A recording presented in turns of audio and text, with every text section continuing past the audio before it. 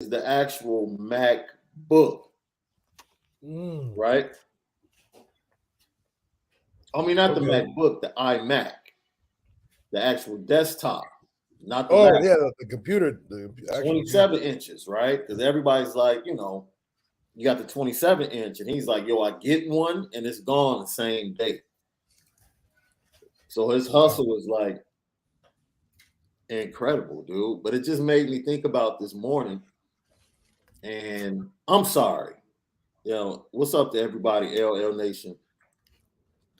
I'm just so, my life and my personality is built so much on love. I'm fully aware of what's taken place since the last time we were on air. And I'm not trying to demean or lessen that by coming in and talking about something that's a little funny and jovial. That's just my personality. That's just my personality. Like, there's nothing that's going to separate me from the joy of life. Like, nothing. And that's just the way I am. I constantly push myself forward. And I hope everyone else in their life can find a way to do that as well. Like, find something and push yourself forward, and if you can take care of something, you handle it. If not, pray, ask God for his grace and his hand to be over us and the people in those situations, and keep moving forward and be the best person you can be. So I'll stop right now and say that Lucky Lefty, Lefty Podcast Network, Shaun Davis and Malik Zaire, we send our deepest sympathies and prayers to everyone that was impacted by what happened in Texas at the elementary school on yesterday. I don't want to be cliche, and I don't want to say anything that's fruitless, but what I will say is that we just had this conversation on Monday's show, bro. We just, based upon things that happened near me over the weekend, we just had this conversation. So hopefully we all can be better humans towards one another and come up with a solution in the near and the not so distant future. And that's it. That's it. But like we said, we were talking about hustles, right? When we came in, and I was telling Malik that my computer was acting up yesterday as I was trying to cut up some video, and I was telling him about the hustle of my computer guy and how he gets there. Yeah, he's basically a computer guy now. Like, he's made himself a self-called computer guy. And you know how people flip houses? He flips Apple products, right? That's so smart, man. Yeah. And it's dope because not only does he sell you the product, but he stays with you. See, that's the best person that sells you the product and tells you, yo, if something goes wrong, bring it to me. Oh, so you got a Marcus Freeman as a computer guy. Woo, you a smart dude. That's why you my co-host right there. That's why you my boy. You already knew where I was going with it. We always have something that leads right into what we want to talk about. And you, my friend, you're good. You're good. You're good. Hey, you got a good Marcus Freeman computer guy. I tell you that, man. The product, stay with you. That's the stay with you. Yeah. Just don't leave you hanging out to dry. If something goes wrong with what he's selling, he's there to fix it and refer. Come on back. Bring it to me. We're going to make sure this gets right. Unlike certain people who just continues to stay in the media, just has something to talk about. And dude, you're in a different time. Well, same time zone, but just in a totally different region now. That's right. It was 60 up here. It was 85 down there. Like 85. Oh, yeah. Enjoy where you are, man. Let go. Let it go. Let go. Let go. That's the thing. Just let it go. So your brother And shout out to him. He's doing an incredible job launching his podcast, Shaun Crawford, and his podcast network. And he got an opportunity to sit down with Brian Kelly. And Brian Kelly has said some other things, next last 24 hours. It's like, man, let it go, dude. And then in the midst of him talking, he finally, wait a minute, because we said this and we've said this. You knew it because you played for him. And people still came at you about saying he didn't recruit. He didn't. He didn't recruit. And he literally admitted it in a recent interview. He admitted it. We'll say that, though. We'll get to that. For you guys that missed yesterday's show, we were blessed to have on defensive back coach Mike Mickens. Mm-hmm. Fantastic conversation. Coach Mick is a super cool dude. I actually talked to him last night. He made an offer to a kid. I was cracking jokes with him, man. I saw a kid from Calabasas High School tweet out that he got an offer from Notre Dame. So I hit him up and I said, Coach, what do you like about this kid? What led you to offer him? So he gives me the information. And I'm like, okay, cool. And I was like, Calabasas, though?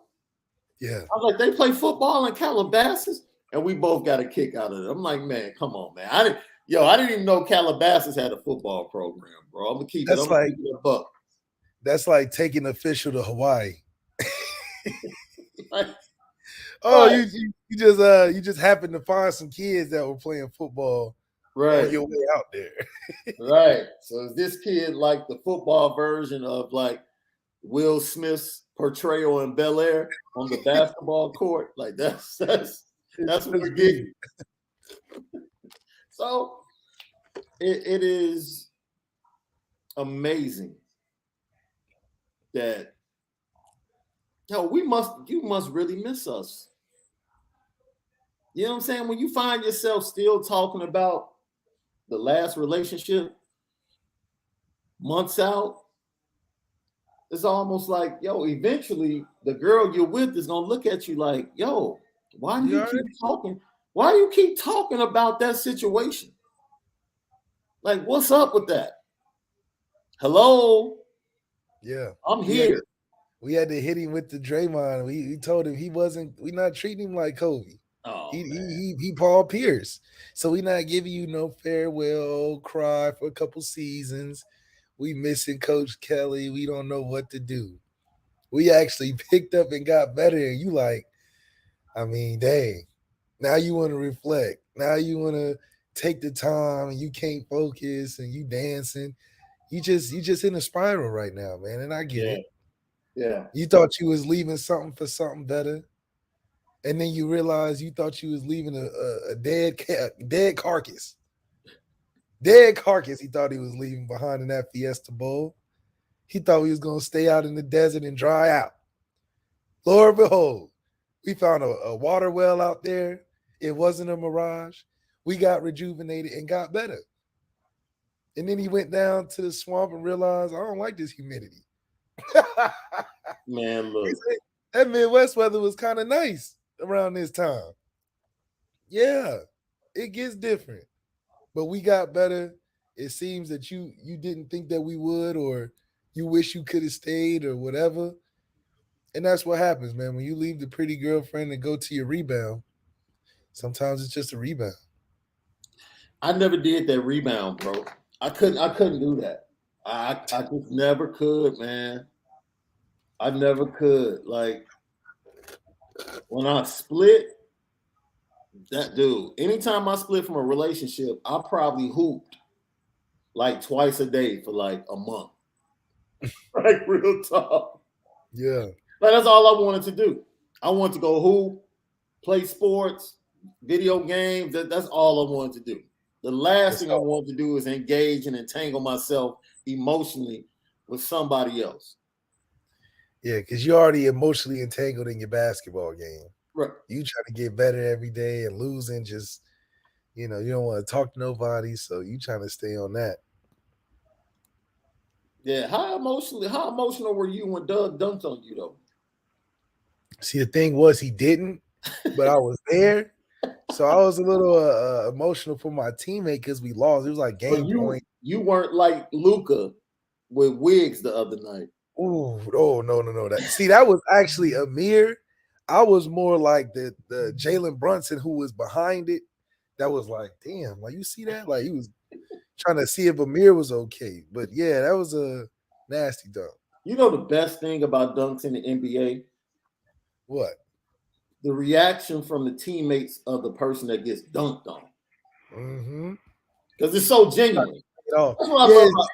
Yeah, NBA players don't play that. Oh, that's my boy. I'm not gonna say nothing. I'm not gonna laugh. No. NBA players on the bench are like, oh, dang. especially when it happens on their bench side. Yeah. And, and they like and they try to sit still, but you see them like jump up real quick, like, ooh. Facts. But in the NBA, though, I mean, I know it's amazing. Even on if you sitting on the bench, just watching these guys do stuff like that. I Mm-hmm. know it's hard to just sit there and act like get back on D or outlet. Now, so you got to appreciate. Like the one time the Wiggins dunk, nothing. It wasn't a foul. Wasn't nothing. They just Yeah. had to stop play for a second. Right. They said, "Hold on, let's all take that in first." Nobody called nothing. The clock was still going, so that was just Right. one of those. Yo, you know the craziest thing though that came out of his mouth? The craziest thing that came out of his mouth was the fact that he said, I was used. Wait a minute. He said, I was used as a closer in recruiting. Hold on, fam. Wait a minute. So, wait a minute. Jack Swarbrick was designing or telling you how to coach and how to recruit. Jack Swarbrick brought you in his office and said, Brian, I really don't want you to recruit that hard. Go take your time on the golf course, get your mind together so you can coach the team on Saturdays. And then we're going to allow the staff to recruit singularly, not collectively, and it will bring you in to close the deal. Which, by the way, if that was the case, you did a horrible job at closing the deal on big time recruits. Wait a minute. So does that mean LSU got you as a closer? Did he transfer his closer? They was like, okay, the resume, win as coach, closer in recruiting. That's 100 million. Because I don't understand this closer thing. What it sounds to me is closer meant like your guys like a Mike Elston got the kid excited, got him to campus, got him ready, did all the things, prepped him up, made the dinner, ate the dinner, washed the table, and then now after all he fed, he about to go to sleep, he ready to go night. He delivers him right into your office, is sitting right in front of you to be like, so what you think? Yo, I'm like, yo, does he really understand what he's saying right now? Because he won't call you for real. Like if you was a recruit, even during my time, getting recruited by Coach Martin, Coach Elston, the whole thing, where you know how it's Tommy Reese, Marcus Freeman out Washington. Right. It was just Coach Martin and Coach Elston. Yeah. So I'm like, so am I gonna talk to Coach Kelly? Oh, we talked to the big guy, later, you got to get him on the phone. No, wait a minute. You're not your first. You just joking when you heard the big guy thing wasn't said literally, right? Not the big guy, but Coach Kelly, we got to get him on. It's always a stage before. Like you just can't get to Coach Kelly and be like, "Hey, Coach Elston, like let me, him and Coach Elston, Coach Kelly and Coach Elston called me one day. Oh, what's up?" It's like I'm talking to Coach Elston, and it's like, "Oh, you want to make an appointment to talk to Kelly? Okay, let me go ask him." So wait a minute. So Coach Martin was Tommy, and Coach Elston was Ghost, and this cat BK was Lobos, right? This cat. It was more like Coach Martin was the head coach and the recruiter, and then Kelly just happened to be the guy that showed up at your school took pictures with all the people in the office and stuff, but he wasn't on the phone like a Marcus Freeman is, selling water to the well. Coach Kelly's more like, well, what you gonna leave all of this? All right, well, that's on you. That's kind of the attitude. But now, we're not taking no for an answer. It sounds like up there at Notre Dame. No need to. Why take no for an answer? You got the best product. Since we're gonna go that route, we're talking Ghost Tommy and Lobos. We got the best product. Yeah. You know what I mean? We got the best product. We got the blue magic. We got that gold magic. We got that gold magic. That's right. We got that Dahlia. Right. And it's like Coach Mickens said it yesterday. He joined us, and he talked about. Let's start off when he talked about the fit of the staff, and when we asked him about the transition, which was tough, right? He played for Brian Kelly, so the relationship was there. Brian Kelly brought him on to the staff, gave him an opportunity after he played in the NFL, briefly in the CFL. He comes to Notre Dame. He's coaching DBs. And then all of a sudden, bam, Brian Kelly just ups and dips, doesn't say anything to anyone. There's this valley of not knowing where you're going to have a job. Are you going to have to leave Notre Dame? Are you going to have to start taking interviews? Who's going to be the next head coach? Are they going to keep you around? Oh, snap. Marcus Freeman is the head coach, but we don't have a full staff. So now we all have to multitask and help each other recruit and do a lot of other different things just to connect all these recruiting classes between 22 to 24. Coach Mickens talked about that, and he talked about the effort that it took during that time. Definitely. I mean, it starts from the top, right? Coach Freeman has a vision, and he wants us to recruit at a high level, and he recruits at a high level, and it's about building relationships that way, and and that's what we're doing, and that's what you see with the staff. It's a unique staff, high energy staff, but great people, and that's where it starts at. And Coach Freeman has done a great job with all the hires and getting good people and guys that are motivated to recruit and go after it, and get in these battles, and that's what it's all about. That competitive spirit with it. So that's what it is, man. It was the competitive spirit that starts with Marcus Freeman, that flows down to everyone else. And now, as we talked about on yesterday's show, is really iron sharpening iron on this coaching staff. With the different personalities that Coach Mickens talked about, we're really making everybody better. We talk to recruits. They're not just talking to one coach. Every recruit is talking to Marcus Freeman and at least two positional coaches. Yep. It's a collaborative effort. Everyone's talking to their coordinator. So you're talking everyone's talking to the coordinator. You're talking to the offensive coordinator. If you're an offensive player, you're talking to the defensive coordinator, the defensive coordinator. Automatically. And your positional coach. And who's checking in with you on the Heaven forbid if you're an athlete right, that plays both sides of the ball, you're talking to the weekly Zoom meetings with the whole staff. You're talking to Mike Mickens and Chancey Stucker. Yeah. So you have four coaches calling you. And this dude is sitting up here talking about, I'm the closer. No, you're the leader. Yeah. You're the guy. You're not the closer. You don't come in the ninth inning with men on first and second and one out. Yeah. When it's trouble. No, you set the tone. Yeah, we're not calling you to take the game down 2 minutes left and thinking you're going to quarterback your way to a touchdown. No way. So Marcus Freeman is the refurbisher. Marcus Freeman is actually the closer. He's he's actually a closer. He's closing. He's closing what was left undone. Absolutely. Absolutely.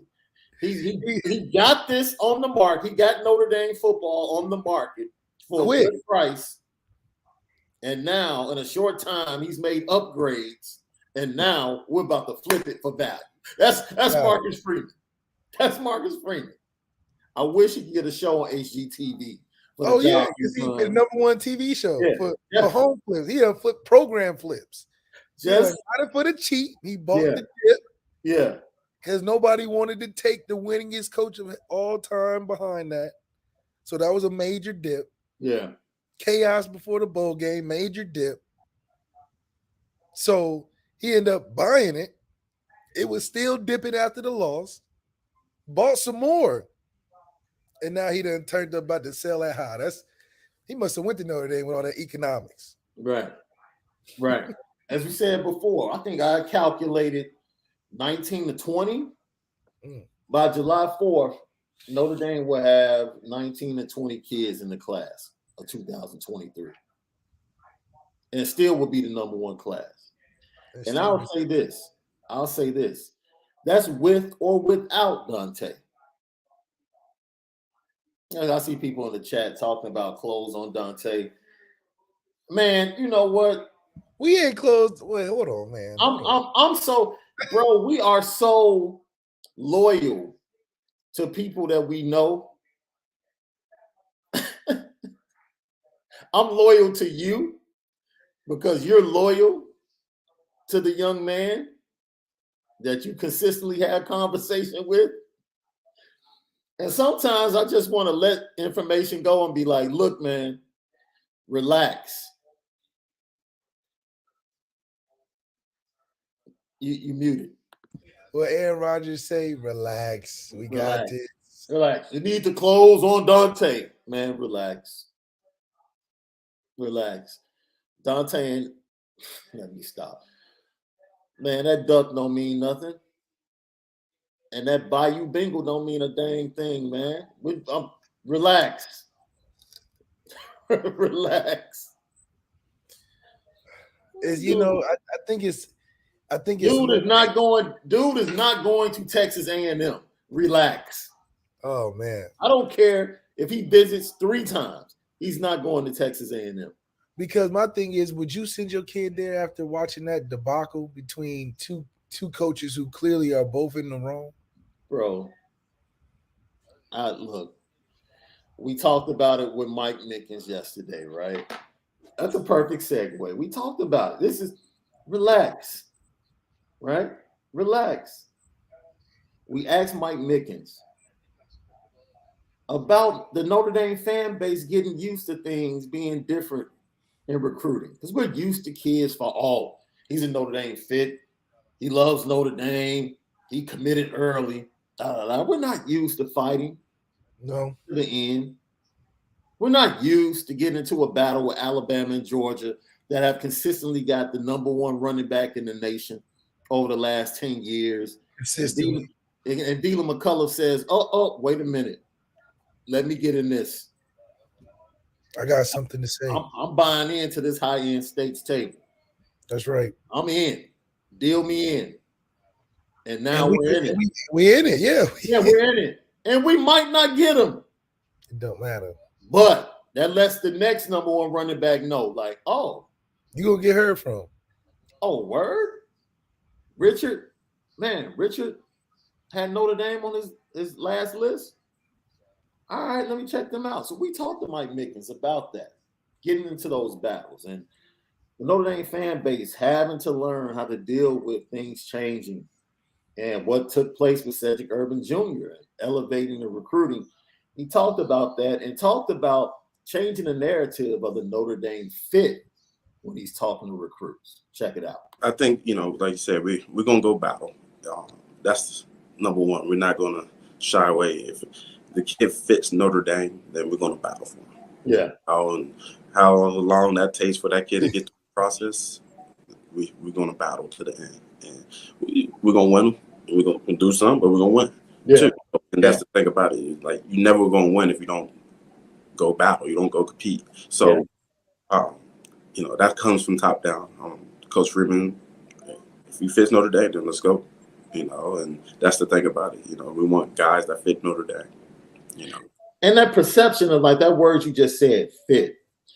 I don't think people really understand, they might have a certain box that they want to put kids in when they hear Notre Dame fit. And I think you guys have kind of enlarged what that could mean for a lot of young high school players. I mean, you go back into history and you take guys like Jerome Bettis, who just received his degree, Tony Rice, back when Prop 48 was a thing, I don't think people originally thought they were Notre Dame fits.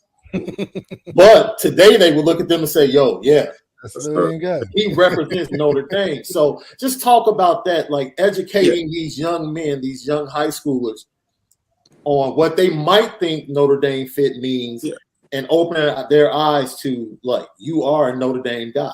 Definitely. I mean, again, just when they care about academics, they care about the holistic picture, and showing them why that they should care about the holistic picture. I think that shows that, okay, it gives them an option to come to Notre Dame because they just want to be great. They want to be great in everything that they do.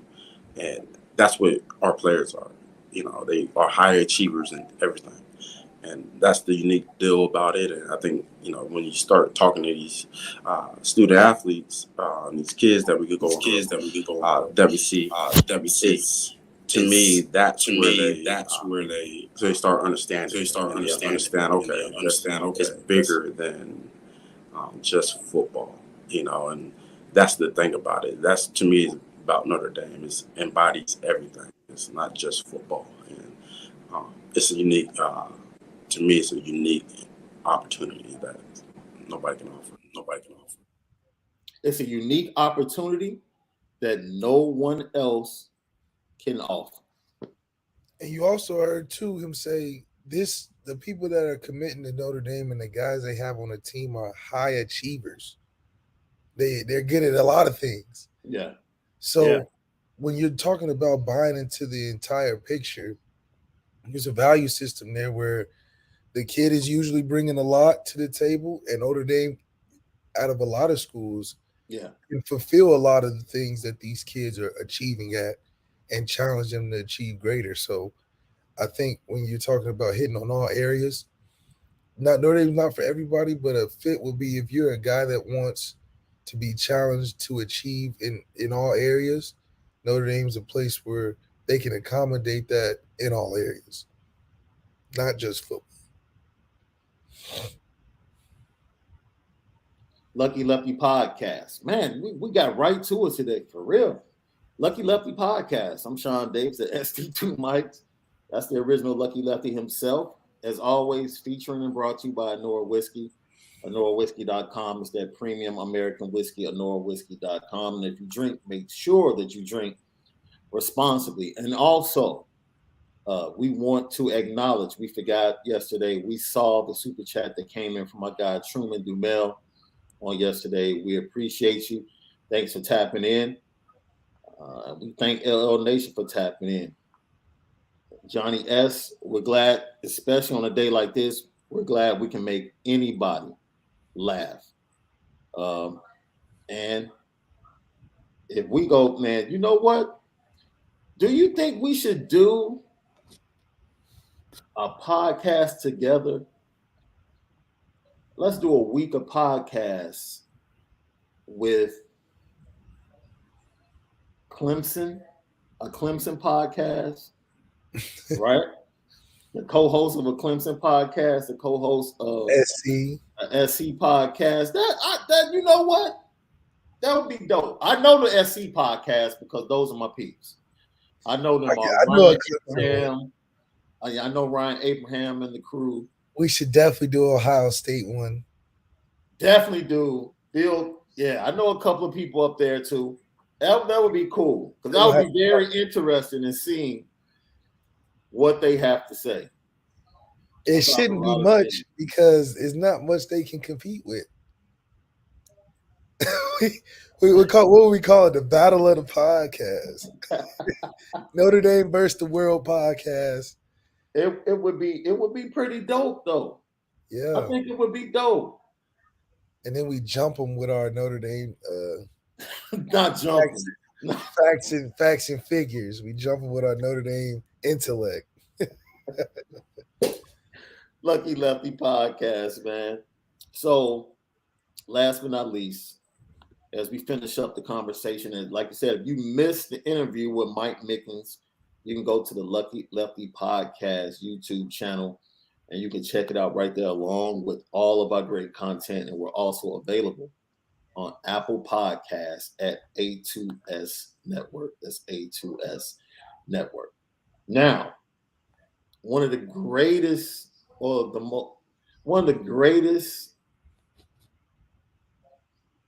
joys of this spring for me, going to practices, was Jaden Mickey.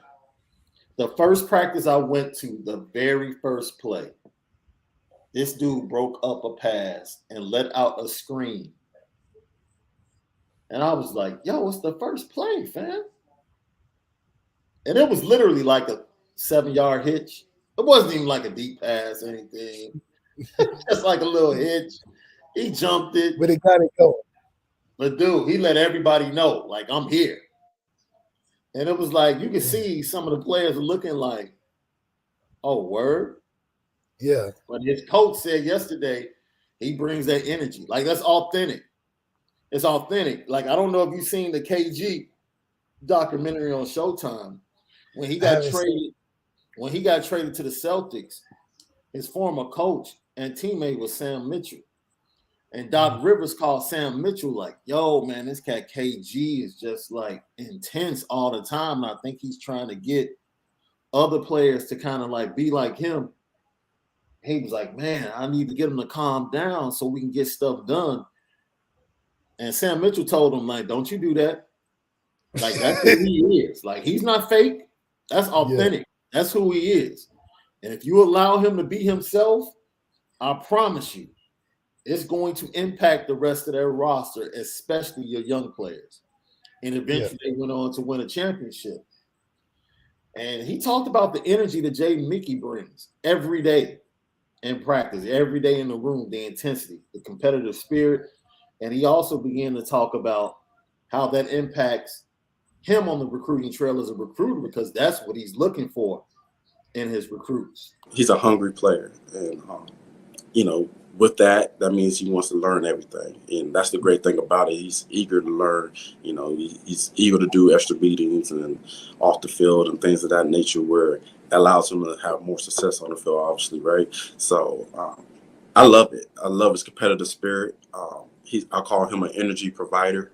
He's going to be the same player every day at practice where he comes in and, he just wants to compete and he wants to get better and he wants to win every rep, and at corner, that's what you want, and that's the great thing about it. You have those type of guys in the room that want to compete.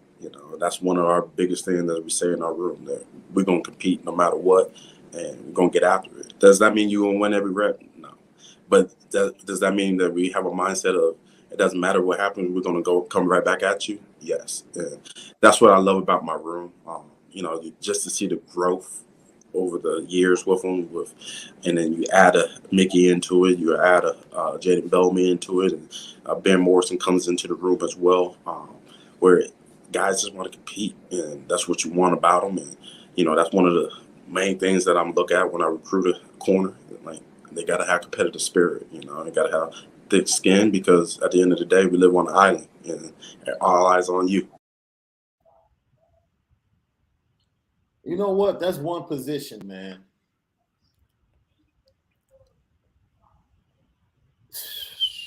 I don't think my ego was big enough to play cornerback, bro. I think if I wanted to play defense, so I probably wanted to play safety, to be able to come down in the box, hit somebody, play center field a little bit.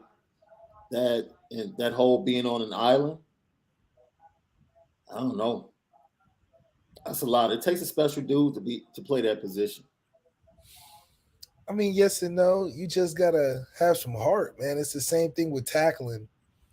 There's not a drill in the world that can help you get better tackling without you just having the mindset, man. And that's why I didn't play defense. I just couldn't sit there and be like, all right, I'm gonna stop this dude from running past me. I wanted to be dude running past you because I felt like I was better at that.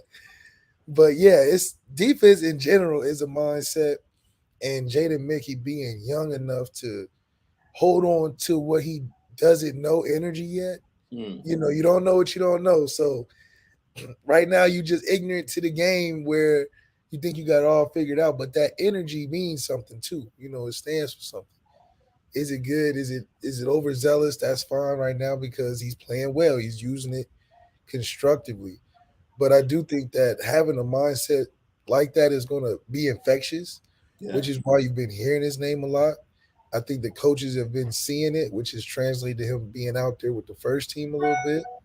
So I think if anything, guys need to take note on how just having confidence in that mindset can go a long way. Now, is he going to be an All-American? Maybe he uses it to do that. But I definitely think he's going to be impactful because that high energy is just how it happens. Yeah. And, eventually, like I said, you see that energy as an upperclassman, and your first reaction is like, man, chill. Right? Like, Yeah. Cam Hart is probably like, man, all right. But then when you see him bring it the other day and putting in work, and you're like, okay, that's my rook. Like, I love this little dude. Yeah. He's got heart. Okay. Yeah, we rock with him. And you need that, especially, in any championship team, you need that good mix of young and old. And when you got a young guy like Jay and Mickey mixed with a veteran guy that's proven but still looking to establish some dominance in his role in college football with Cam Hart, I just think that that's a great combo and mix everything in between and have more of a bona fide experienced player with Brandon Joseph. I mean, you're winning on all cylinders, and I think just the chemistry of the secondary is going to be well put together. I mean, because you got all the makings. You got your superstar young guy coming up, the veteran backup. You even got a transfer guy that's looking to go high in the draft himself. So I think the secondary is something that we've been waiting for about 6 years now, and I think they've arrived on a consistency level. Lucky Podcast. The defensive backfield might end up being like one of the biggest surprises of the season. Yeah. Like, real talk. I think we have turnovers. I don't think it just be good lockup. I think we'll have produce some turnovers, and I've seen it. I've seen us get turnovers against ourselves. So I think that spells good for in the future. What you need about collectively as a group, how many interceptions would you like to see? If we want to win a championship, I think we should get 10 collectively. 10 collectively? I'll say this. Short term and long term, the most important thing, in my opinion, is for Cam Hart to have a hell of a year. Yeah, Cam got to have 5 himself. And if Cam Hart can become a possible first round pick, even early second round pick, now you get young defensive backs saying, oh, okay, I can get to the league first round if I go to Notre Dame. They have one. I think our last first round pick is what, Tom Carter? At DB or at just secondary? Because that's that cornerback. Yeah, it might be Tom Carter. Yeah. Going back that far, I'll guarantee there's no kid that knows who the heck Tom Carter is. But they might end up knowing him from an NIL business standpoint, because he's done very well, very intelligent guy. He's done very well, and he's working to connect and build some things just like Brady Quinn for Notre Dame in the NIL space. So they might end up knowing about him, eventually if they commit to Notre Dame. But that would be huge. So I need 5 interceptions from Cam. Yeah. 5. Heck, he had 2 in one game against Wisconsin. And damn near I need 3 from Tariq Bracy because he's playing the slot. I can see Tariq getting, yeah. And then maybe a couple of the young guys get in and get a couple. Guys, yeah. That's 10 right there. We straight. Yep. And Brandon Plinser, I see you in the chat. Todd Light was before Tom Carter. So Ty Light be the last one, but Ty Light was bona fide. no, Todd Light was before Tom Carter. Oh, yeah. Okay. Tom Carter came after him. So, yeah. Well, Julian Love was a first rounder, or No, Julian was what? Late second? he third? was up there. Julian was up there though. By the Giants, right? Yeah, he was up there. 108th overall. Third round. Yep. No, 108th? That might be in the fourth. That's fourth round. Yeah. You know, fourth round pick, New York Giants.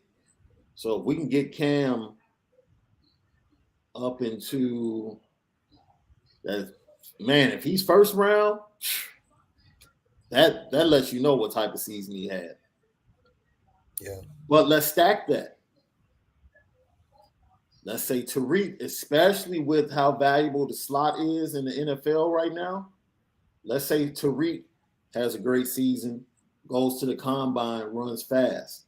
Now you get two dudes in the first 2 days. That really would be fantastic. Brandon Joseph would be in there too. And yeah, Brandon Joseph would be in there at the safety position. That would be very, very beneficial to recruit. I mean, this is a good year for us to really display or project where we could be. Yeah. Marcus Freeman being a defensive guy, put a first round out his first year with Kyle Hamilton and put 3 guys in the secondary and then Falski. I mean, he'll be able to have a nice little resume to go into somebody's home and be like, look at my first 2 years, you know? Yeah. And when you think about it, bro, I look at it, it only gets better. It only gets better. I know I was joking with Coach Mickens about offering a kid from Calabasas. When I actually looked at his film and saw that he ran an electric 4.47, I was like, oh, okay. I was like, okay. All right.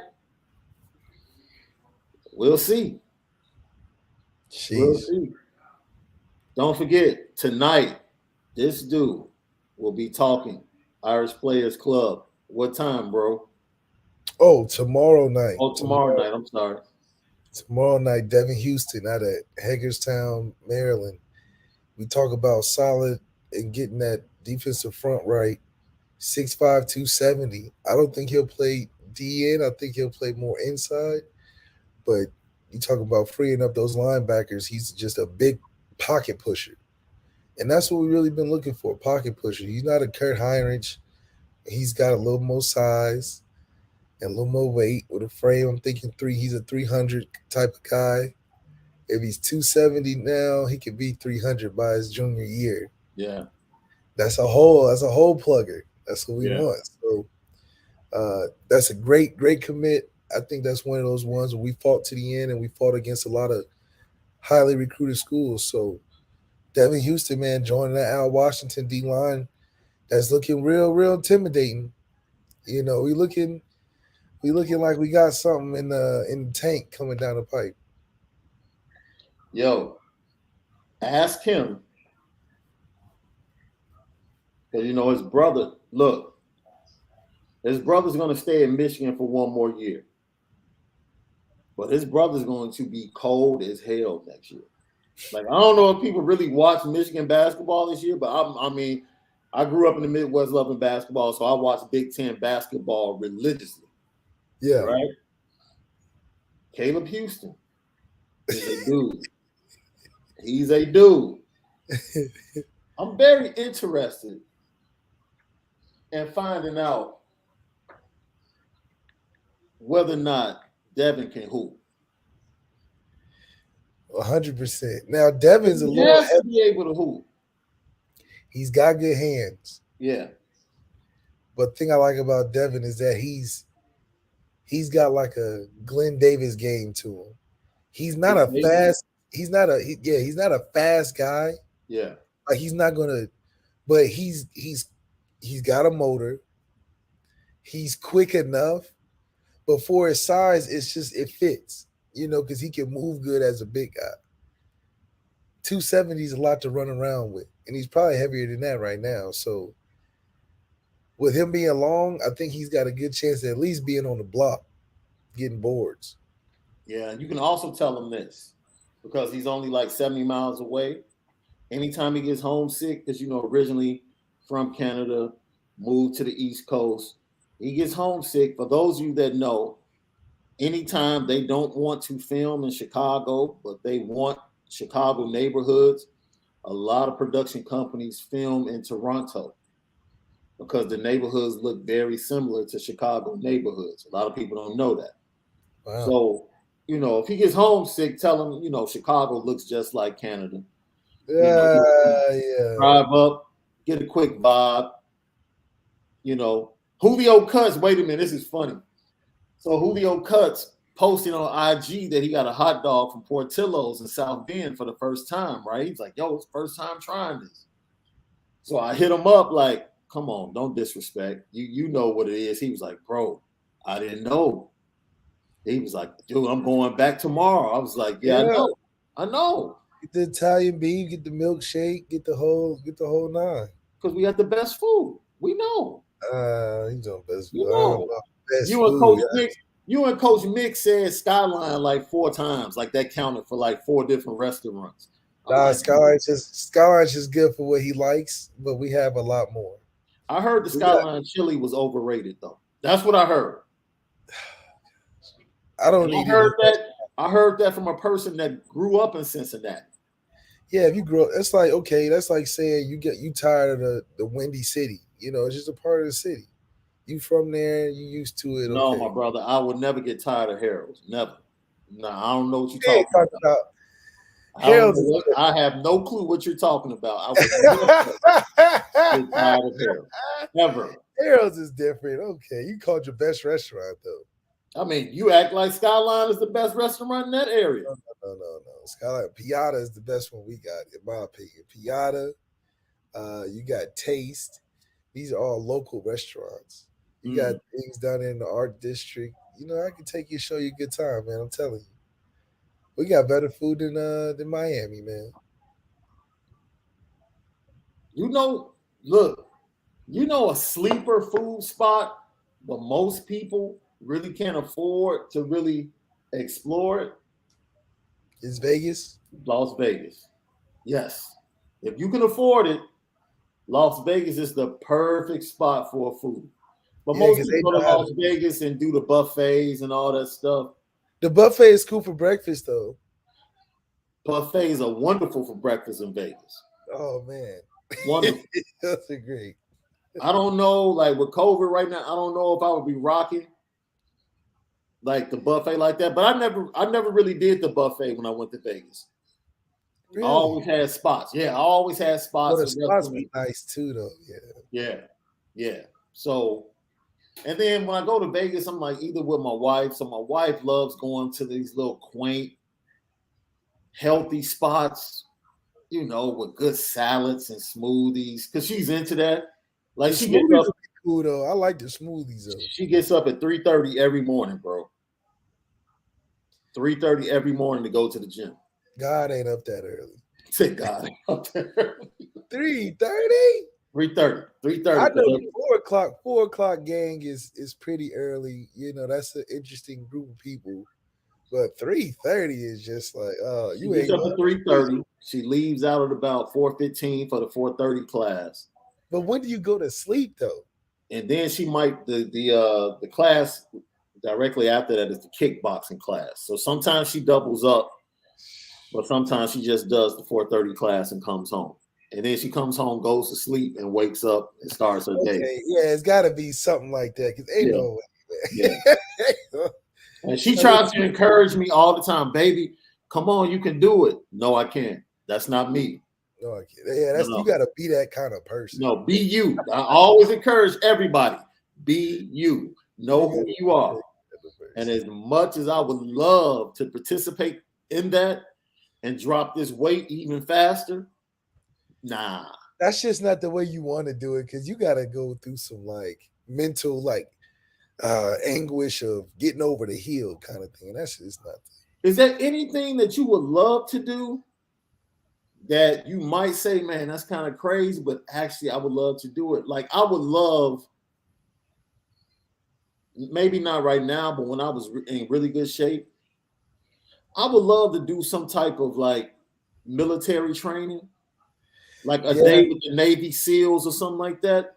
Do a PT, Yeah, physical training, like just now. I was fortunate enough to be able to do that through some of the football stuff. Yeah. And the camps that I've been to. So I'm glad I got it done, because if I didn't, I would 100% agree with you, because like it just, one of those things where you got to really, it's structured pain. So it's like, okay, if I can just stay locked in, I can get through it. It's not like something that I'm on the risk of dying or something. But after doing it, it's just like, man, it's the same thing as getting up at 3:30. It's one of those things where you got to be like, this is who I am right now. Mm-hmm. And I want a goal and nothing else. But I believe there's things as comfort and working out. You can comfortably work out and get right. Yeah. Don't believe in all the Nike commercials where you got to be drenched in sweat and on your last rep. That's only important, I think, if you're competing in professional sports. Yeah. Personally. Yeah. Shout out to ain't nothing that serious. Shout out to our guy Ruben Gutierrez tapping in all the way down in Miami, saying the Cuban spots in Miami. Look, see, that's a specialty. Like, you're gonna get up Cuban spots. I would have to be in Miami to try a Cuban spot. I would probably have to be in New York to try a Dominican spot. Are you a spicy guy? Yes. So you'll do the Creole and all the spots, because that's all Miami too. Yeah. And like you said, like the Haitian spots, the Jamaican spots are also fire in Miami. Ruben, I agree with you. Your boy Jay Clampett Investments, thank you for tapping in. Says food is better than Miami. Said Malik, I'm Dayton dude all the way, but dude, Dayton is all chain restaurants for the most part. Stop. See, you see how it says Jay Clampett. It says Jay Clampett Investments, meaning that he's probably in the office building 9 times out of 10. So the office is hooking up the spots with the sponsorship. Ordering in. Yeah, they got the sponsorship tax write-off chain restaurant thing going for lunch. So I get it. I get it. But, you got to go to the Oakwood Country Club. Look, don't let me get into the bag now and start giving out all the secrets. But I got you. Yo, that's part of the reason I picked up all this weight, bro. For real.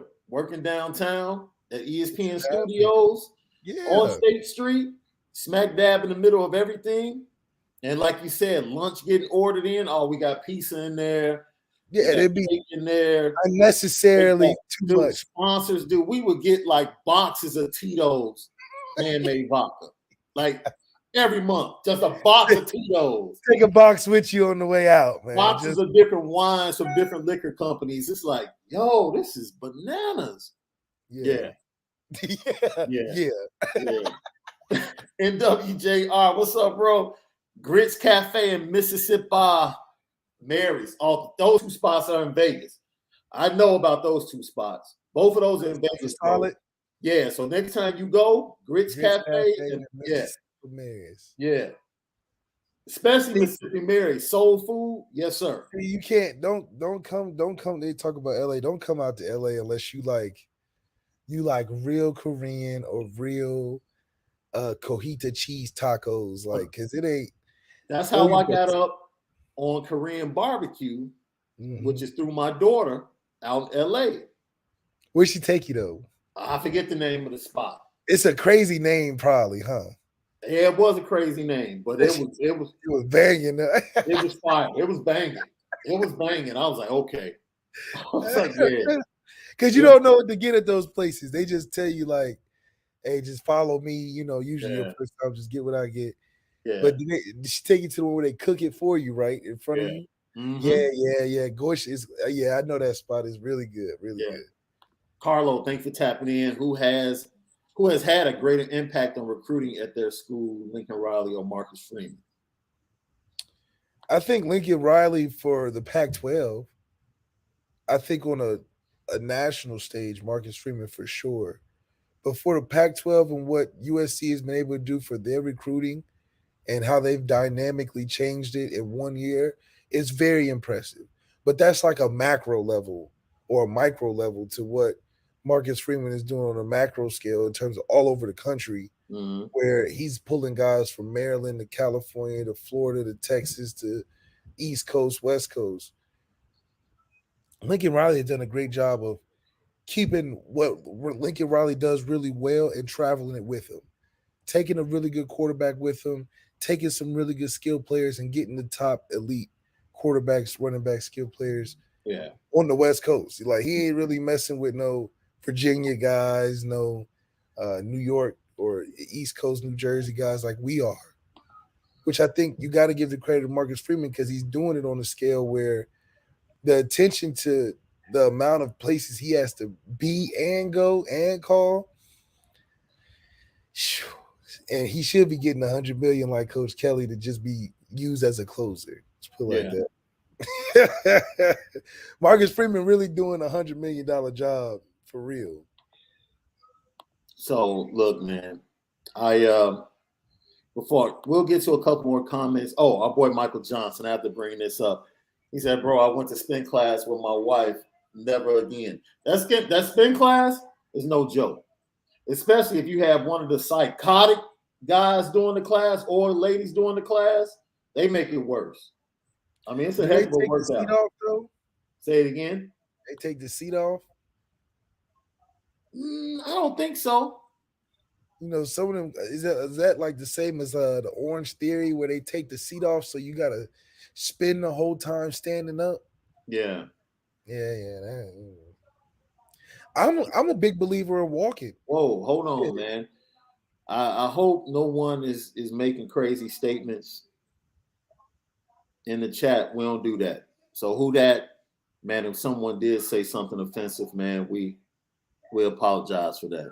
We don't do bigotry up in here. We have fun, we joke, we laugh. And if the statement was taken out of context, which I hope it was, you know, let's keep it funky and move on, man. Yeah, that's true. Gino, spin classes are like the clubs now. They are, man, they really are popping like that. You got to, or you're not gonna make it because it's hard to be biking and stationary for a long time. Oh, somebody made a racist joke about dog food with Koreans and stuff. Come on, man, miss us with that. We're having a serious conversation about good cuisine. Man, relax, man.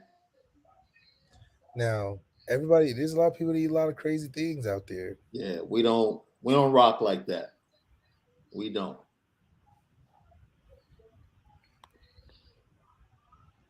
Oh, Jay chilling?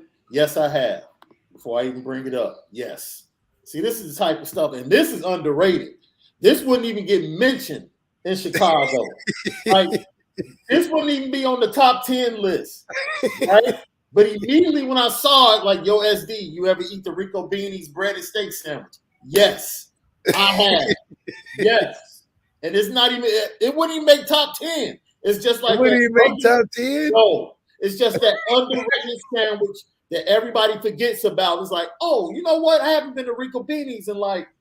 Oh, it's the one you always remember. Yeah. Never miss. Yeah, like if you're in the area, like if you're on 22nd Street nearby, you're like, oh, snap. Since I'm over here. I'm over here by Rico Beanies. Let me go. Yeah. Yeah. Without a doubt. A breaded steak sandwich. Okay, what else on it though? Oh, whatever you want, marinara, whatever type of sauce, however you want to do it. However you want to do it. I like Penn Station. Penn Station been my spot. That's my little place. I'll be funky with you, bro. Penn Station impressed me in South Bend. It impresses you in South Bend. Okay, yes. It's on the East Coast too, from what I heard. Yes, I like love the Penn Station. DMV area. So yeah, so I like it. So for those of you, as we get ready to close, for those of you that might be wondering why like Cedric Irvin, man, that they shouldn't have done that to that kid. I don't like how things went down. And yeah, look, I feel you.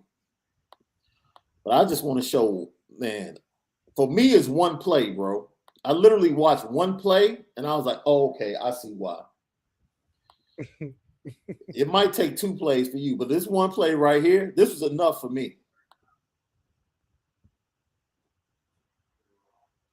Richard Young, Florida running back #1 in the nation. Cameraman couldn't even keep up with him, fam. And the thing is, he's huge though. He's not like a little guy. Nah. He reminds you of the kid Jumbo Sosa that went to UCLA. Yeah. He reminds me of him. Notre Dame was in on him late. Oh, Notre Dame was in on him. Yeah.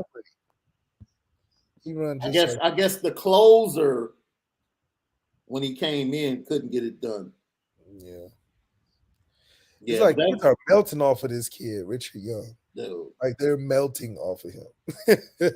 Yeah, Jay Henry's like, yeah, I need that in my backfield. I agree, bro. I agree. Yeah. Jump cut, speed, everything.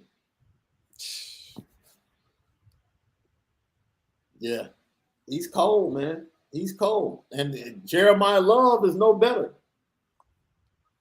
By the way, Jeremiah Love, the recruitment for him is trending up. He was being recruited as an athlete with Cedric Irvin in the fold. Now he's strictly being recruited as a running back, which makes him feel a lot better because he was being recruited by Alabama and other schools exclusively as a running back. And he really likes Notre Dame. St. Louis kids, man, they like Notre Dame. The proximity. They do like Notre Dame. They do like Notre Dame. They like Notre Dame. I noticed that. St. Louis kids like Notre Dame. No. Irish Natty within 3 years. No. They both will be in the running back room. They both will be at this point, they both will be in a running back. I don't know, man. It's like Marcus Freeman don't recruit you unless you play both ways. That's what it's coming down to. Unless you play both ways in another sport. Yeah. Like Micah Bell is a perfect. Micah Bell could be a very, very beneficial body in the wide receiver room. But, Notre Dame is at the top of his list, and if he chooses Notre Dame, he's going to play cornerback. He's going to play cornerback, But this is the thing. Now you start getting all these athletes, bro. This is similar to what Urban Meyer used to do. Like, he would just get athletes, right? And he would have, like, Jeffrey Demps, Percy Harvin, and, like, another fast receiver on the field at the same time in different positions. One in the backfield, the other one in the jet sweep action, regardless of whether or not they got the ball. The other one running a crossing route or a post with his speed. And now you have all 3 of these speedsters on the field at the same time. With a good quarterback, it was crazy. Yeah, what are you gonna do? It was crazy. So that's why you go out. You get these type of guys. You put the talent in the backfield. You give the defense and the defensive coordinator headaches. You know what I realized, bro? I'm glad, Kenrick Farlow, I'm glad you said that. Look, man, we talk about Nick Saban evolving with college football.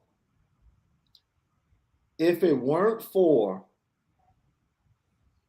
unforeseen incidents in the state of West Virginia, I truly believe Lou Holtz was on the verge of evolving because he saw where the game was going.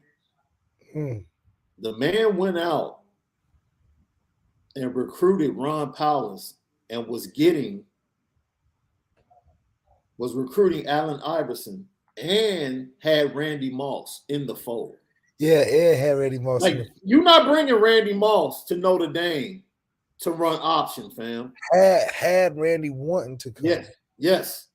Yes, and The I truly Randy believe wanted to go to Notre Dame. I truly believe you would have seen Notre Dame go from that typical option team to being more widespread, because you don't forget they had Peyton Mike Manning. Miller, Oh, Peyton Manning wanted to go to Notre Dame too, by the way.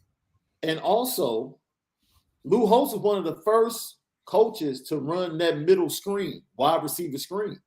Yep. With Mike Miller, Raghib Ismail. He was one of the first coaches to do that. Yeah, Lou, I think, is kind of like undervalued as a coach. What he did in Notre Dame and how offensively, calling his own plays, game planning. He's one of the best game day play callers possibly in the history of college football. It just gets swallowed up by the narrative of why Notre Dame is just a staple as a brand, as a logo, as a tradition. Yeah. That individually, if it was a different school, Lou Holtz would be considered like a Nick Saban, like the rest of them. When you think of Lou Holtz, you think of Notre Dame. Yeah. It like Notre Dame consumed that up into what the mystique of Notre Dame is. Then you throw in a Rudy movie during that time, you know, you kind of get lost in the shuffle. Yeah. Shout out to Tyler Binge or Bingy. I hope I said your name correctly. Missed my time in Italy with the 173rd. Italy is a place I definitely want to go, bro. Haven't been. I tell young people, look, man, went to France as a teenager, but that was like, you know, I hosted a kid that came here, and then I went to France, and you know, you go to their school. It was boring, dude. You didn't like nothing about no friend. Look, no. I was a youngster. I'm pretty sure. Look, I'm pretty if sure. you were over there now, you wouldn't like. No. You're probably right. But I'm telling you, I'm about to tell you where to go. Okay. Spain, my brother. Spain? Bruh. They got nice scenery. Barcelona, Madrid, and Seville. I'm telling you. Hey. You're not going to have no deodorant. Hey, man. Hey, boy. Look here, man. If anybody at LL Nation is on the verge of proposing and you need that one last trip with your boys, do a nice 7 to 10 day in Spain in multiple cities. I promise you, you will not be disappointed. Okay. I'm telling you, man. You didn't put it out there. You know, because I don't know about you, but for me, like, I'm not going to an island with my boys. I'm not. No. It ain't too many places that you. And that's the thing, right? You know, your girl, she can get with her girls. They can go to the island. They go everywhere. You know, they go everywhere. Ain't that many places you go with your boys. Dude, I go with my boys. I'm not sharing a room. No. Because what is that? I'm not sharing a bed. Yeah. We can share the same bed, all of that. All of that. Room, they get dressed together, all of that. I'm not doing any of that. We got times we meet back up. All right, man, we're about to take a nap. Let's get together in like an hour. Right.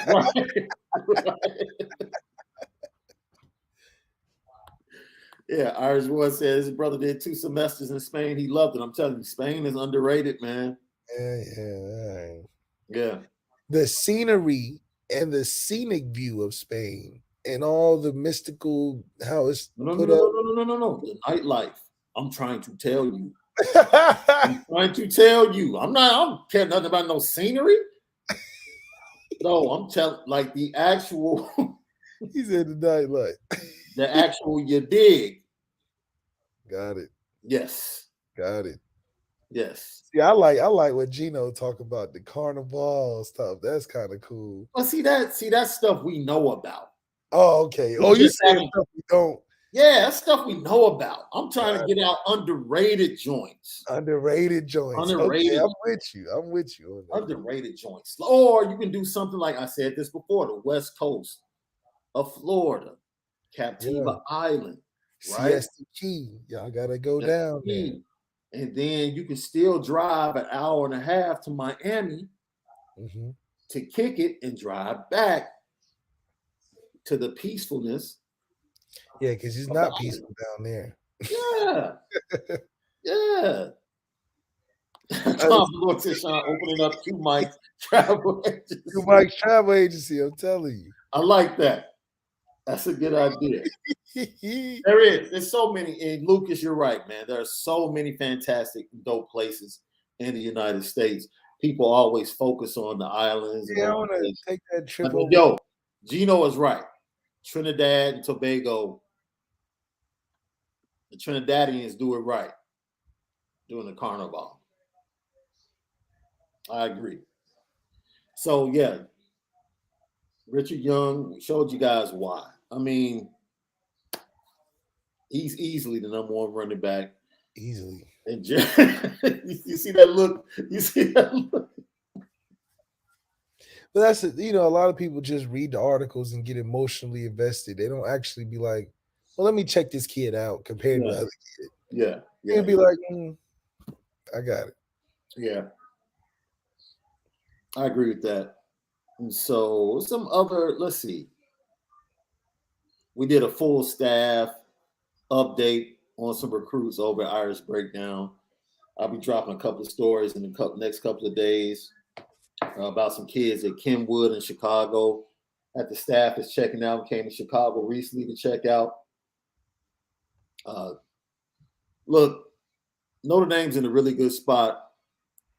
I talked to Drake Bowen last night, right? And I'll try to be as I'll try to give as much as I can. I talked to Drake Bowen last night, and he's like, "Yo, what's up with Rodney Gallagher though?" And I'm like, you know, like I said on the show, like, man, look, you know, his decisions are his decisions. And he was like, I'm like, but his reasoning though? And he's like, exactly. He's like, really? He decided today. Yeah, it's tonight, man. It's like, I'm going to be nice to the kid and wish him well. I still believe he's going to be in the Carfax Duracell Battery Bowl. Yeah, you know, the first bowl of bowl season. The hot Cheeto, no Dorito Bowl. The Jolly Rancher. Not the Jolly Rancher. Jolly Rancher Sucker Bowl. What was the best? What was the best? Who had the best tent at the bowl game for you? Like the best giveaway? Oh, without a doubt, Pinstripe. We had the North Face $400 coat with the PS4 with the money with all the extra. I got a bed out of it too. Yeah. Pinstripe Bowl. Never again done. I've never heard about a better bowl gift. That was the best one by far. And we was in New York for Christmas.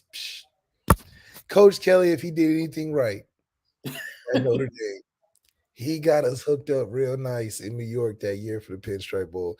And he let us go out the first night. Yeah, Coach Kelly, because I think Coach Kelly had some setups or something because we had a really good week. And we was playing Rutgers. It was just wins that whole trip. That was great. The Pinstripe Bowl. Man, New York and Christmas is pretty dope. Was it like traditional and we snow? The Yankee Stadium. Yeah. We got a tour the Yankee. First time at Yankee Stadium. Tour it. Got some stuff there. It was just took pictures. It was lit. And we played on the field. Yeah, best bowl game by far was that one. Yeah. All the other ones were either like super serious or like, you know, we were trying to win it all. So Ohio State one sucked because we lost. And it was just, I was hurt. That was one game I've always wanted to play, was against Ohio State. At that time, they was like the best they've been in a while. So just unfortunate. So I'm going to bring Jared Payton on the show real soon. and I'm gonna have both of you guys share stories with each other. Okay. Dude, I already shared the Adrian Peterson, the tidbits of the Adrian Peterson recruiting story, and you shared yours with Zeke. He has a story about the Sugar Bowl that is epic, bro. Epic. Like, he to this day, he says the Sugar Bowl is the best bowl to go to. If you're gonna go to a bowl, That's in San Antonio. Right? no, Sugar Bowl's in New Orleans. Oh yeah. Okay. So you talking about like going out? He's like, yo, there's nothing better. It's fun out there. It's definitely fun. He's like, it's nothing better than going to the Sugar Bowl. But he has a story of all stories about a Sugar Bowl that he went to, man. Everybody, we appreciate you guys for joining us. You make us great. Lucky Lefty Podcast. Don't forget, subscribe. Hit us up on Instagram and Twitter at Lucky Lefty Pod. Don't forget, follow us, Lucky Lefty Podcast Network on YouTube and Apple Podcasts at A2S Network. And don't forget, we would appreciate it greatly if you do hit that like button. Go ahead, hit the like button for us. We appreciate you. Man, we're at 2,200, continuing to climb. Yeah. And it's all because of you. We appreciate you guys so much. You know what time it is.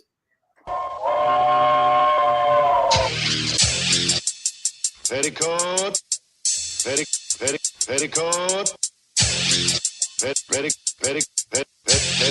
Petticoat Junction.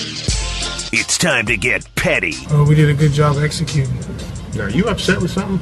And fire up the Petticoat Junction train. I just don't like you. You don't? No. What is today's petty historic?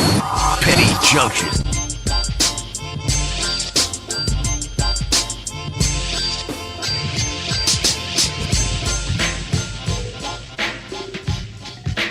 Petticoat Junction. That's right. Petticoat Junction each and every day. Petty story of the day. Somebody did something, said something. We got to throw them on the petty train. Hey, bro, throw Walmart on the petty train, bro. Why? I saw this. Did you realize that Walmart actually came out with a great value brand of Juneteenth ice cream, bro? Oh, yeah. I mean, you know how they do. Look, man. You know how they do. What was it, Neapolitan? Or was it light brown? Like Neapolitan with like the African flag colors. It's too much, man. It's like, I understand, like trying to capitalize on What's certain that green things. flavor? What's the green flavor? Man, probably pistachio. And shout out to Skittles for changing the green back to lime instead of apple. Yeah, thank goodness. Good looking on that. Thank you. Finally, thank you. That apple was whack. Whack. Super whack. Thank you for changing the green back to lime. But getting back to this, throw Walmart on the petty train, man. I don't know what the hell y'all was thinking. Juneteenth ice cream? Nobody gonna buy that. Nobody's buying that, man. I think they are, though. No, fam. No, they already recalled it and took it off the shelves. It took 2 days it took 2 days for the backlash to be like, look, this is ignorant, man. It's ignorant. Come on, man. It's really tacky. Because how you gonna serve? Where you serving that at? I have no clue. What do you mean you serving some Juneteenth ice cream? Like, because ice cream can tell you. You do know ice cream tells you how old somebody is, right? Okay. If you usually, especially in our community, if you ask someone what their favorite ice cream is, they usually tell them themselves. Yeah, because they butter pecan, you know you talking the 90s. Right. And if you say black walnut, you already know. Oh, or black cherry ice cream, you way back. Yeah, you way back. Yeah, we telling ourselves what our favorite ice cream. Black cherry ice cream, nobody talk about that, but that's old ice cream. No, butter pecan, like you said, is in the 90s. Mm-hmm. Ben and Jerry's is like, okay, late 2000s. The new ice creams now be whack anyway.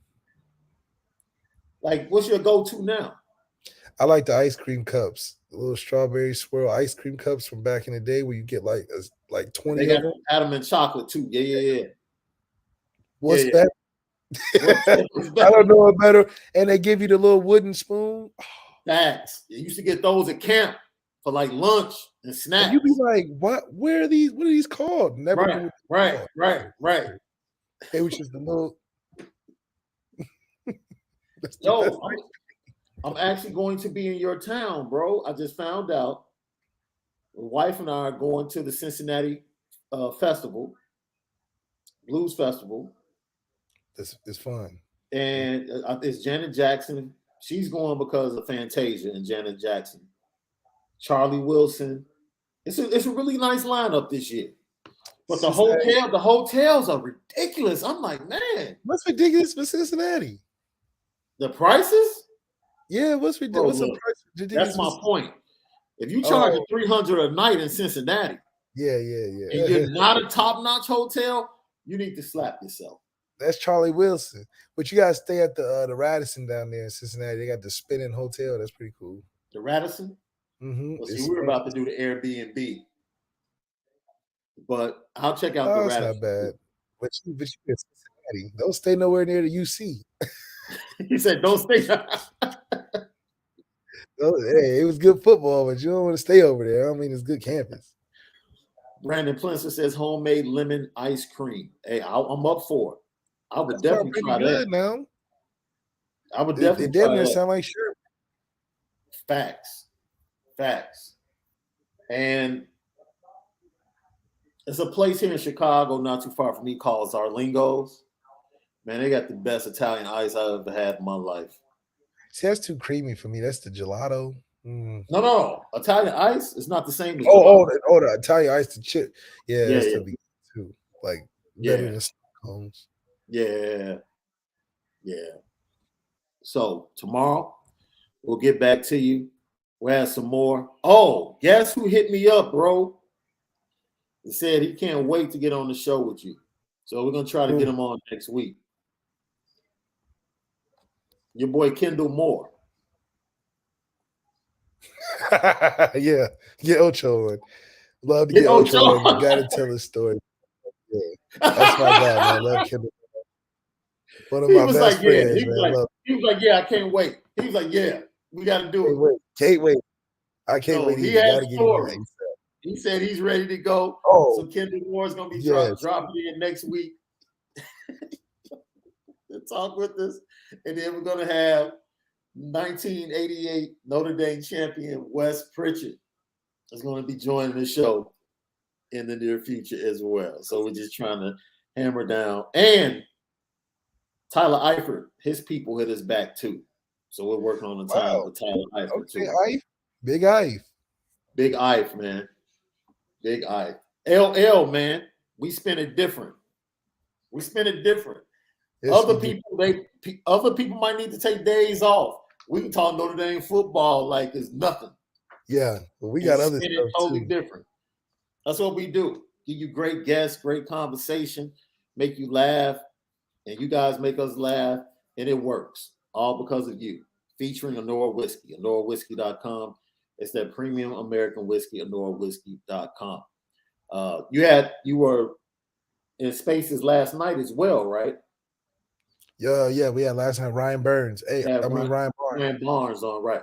Check out Ryan Barnes this year coming up. I think he might have something to say in that DB makes a bigger corner like Cam Hart. He lays that wood. I know that. Wood, that's right. He lays that wood. Man, that's a big ass corner. Man. So I'm excited to see him out there, man. Ryan Barnes, shout out to you, man. Yeah, so Ryan Barnes, check it out if you missed it. Tomorrow night, he's back on with Devin Houston, Irish Players Club. So for my main man, Malik Zaire, I'm Shaun Davis. As always, spin it different. We'll see you guys same time tomorrow, right?